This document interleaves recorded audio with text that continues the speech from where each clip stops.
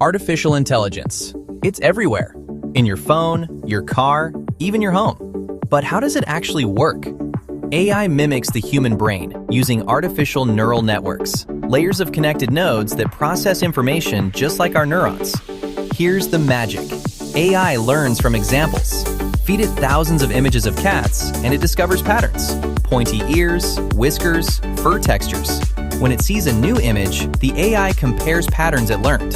Each layer detects different features, edges, shapes, then complex objects. This same process powers voice assistants understanding speech, cars detecting pedestrians, and doctors diagnosing diseases. AI isn't magic. It's mathematics, data, and pattern recognition working together to solve problems once thought impossible.